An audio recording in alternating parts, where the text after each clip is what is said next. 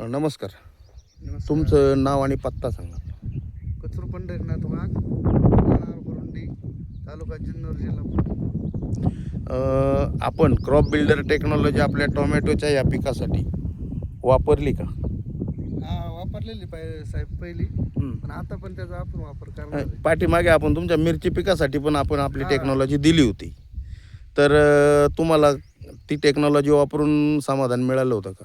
हो, समाधान मिळालं होतं आणि चांगले भरघोस उत्पन्न भेटलं होतं आणि चांगले रिझल्ट साहेब याची औषधाची.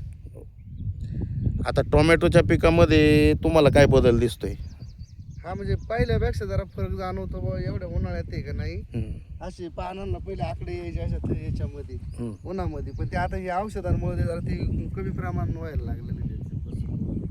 ते मेन प्रॉब्लेम होता. हे वारं जर ज्यादा आलं ना, ही पूर्ण ग्रीन याची ना अशी ही पानं अशी वळले जातात त्याची.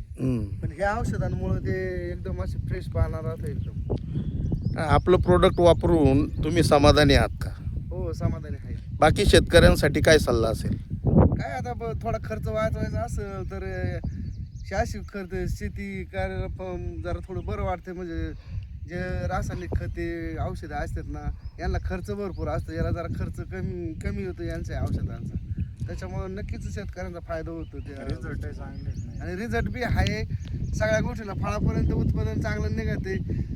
आता हे टोमॅटोचं तर पहिल्यांदाच आहे, पण मिरचीला काहीच प्रॉब्लेम आलेला नव्हता. आता टोमॅटोचं झाल्यानंतर कळलंच आता पुढला रिझल्ट काय आहे. ओके, धन्यवाद.